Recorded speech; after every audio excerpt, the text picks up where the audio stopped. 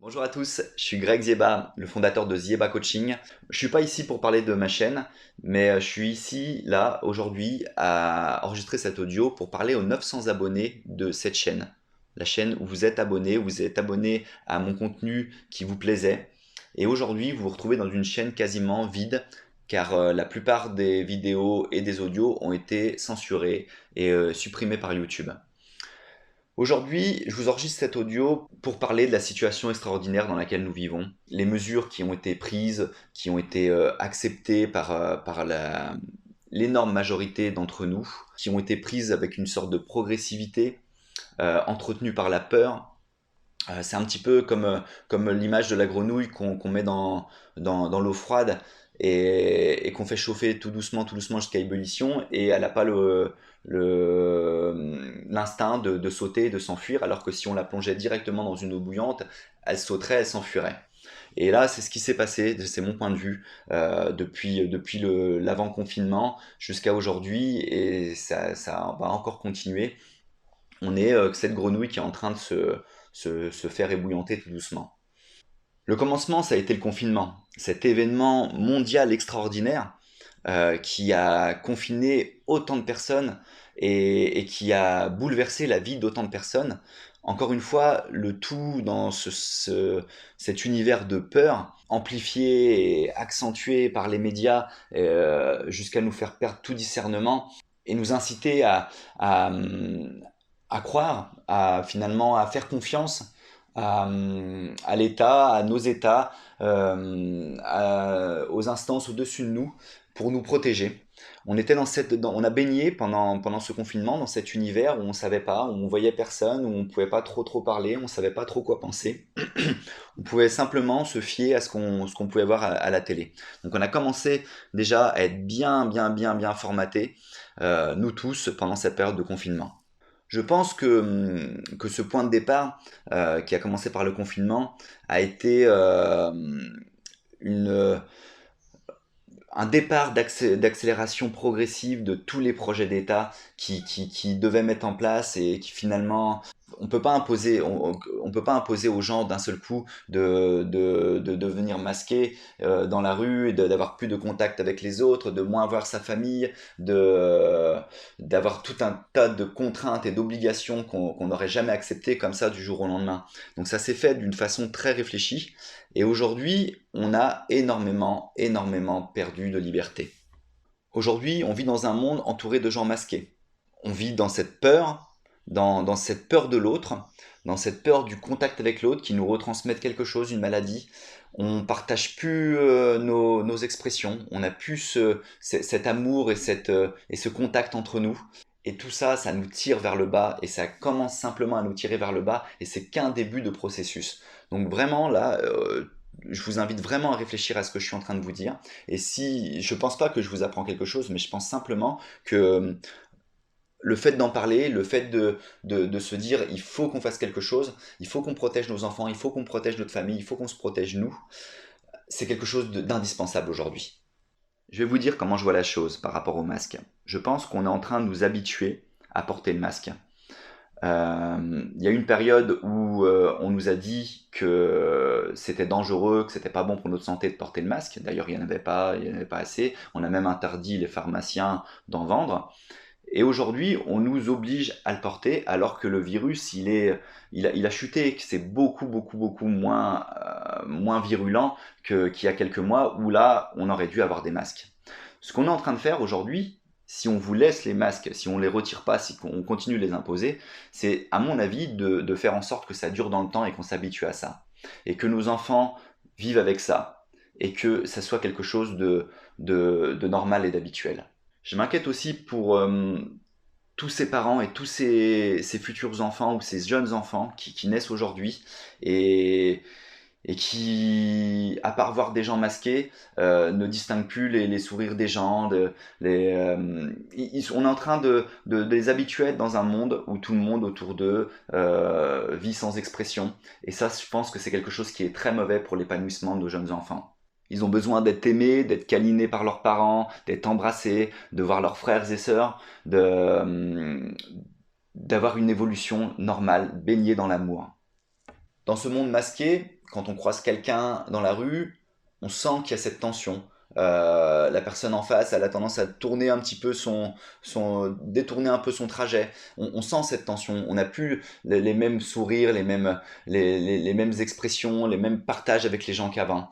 D'ailleurs, bon, je vous invite vraiment tous à le faire, mais bien sûr que je porte le masque, c'est obligatoire quand je rentre dans un supermarché ou dans une boutique ou autre. Bien sûr que je respecte. Même si je mets le masque en dessous le nez pour respirer par le nez, je porte le masque parce que ça a été tellement imposé brutalement que je suis obligé de le faire pour pas passer pour quelqu'un qui respecte pas les lois.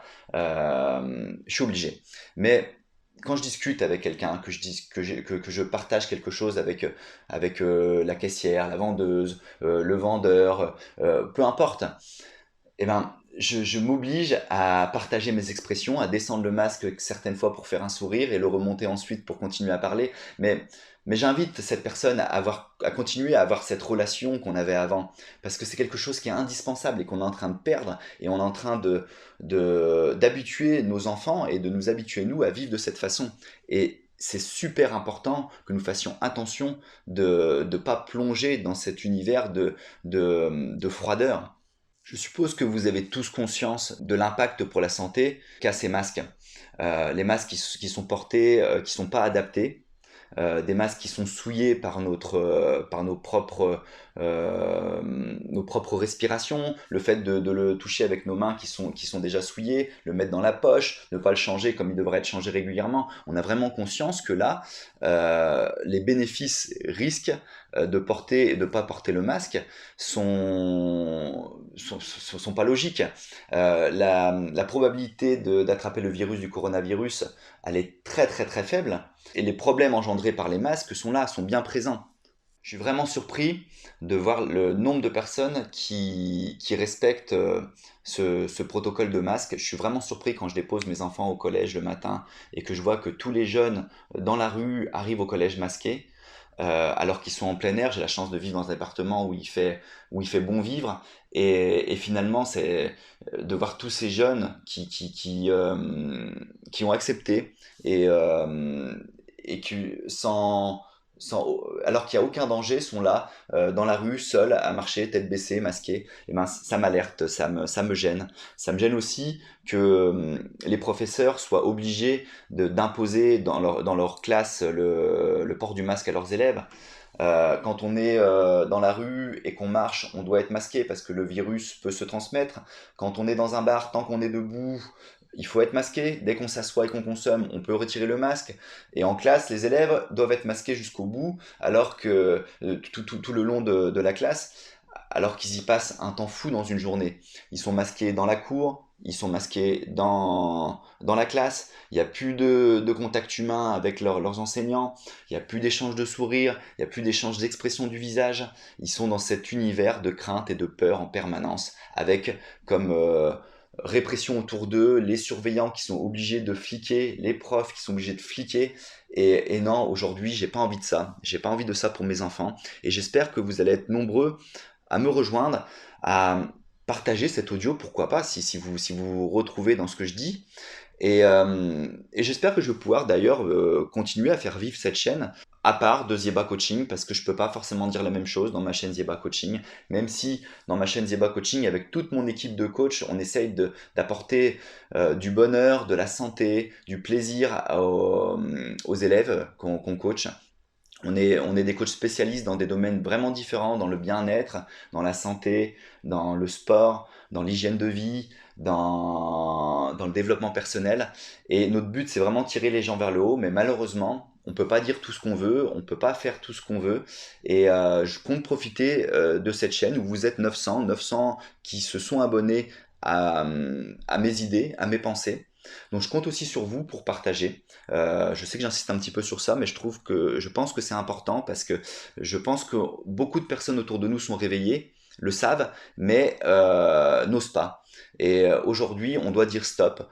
On ne peut pas nous imposer autant de choses on a le droit, on est dans un pays libre où on a le droit de dire ce qu'on veut, on a le droit de penser ce qu'on veut, et on a le droit, si on ne dérange personne, de descendre son masque ou retirer son masque en pleine nature.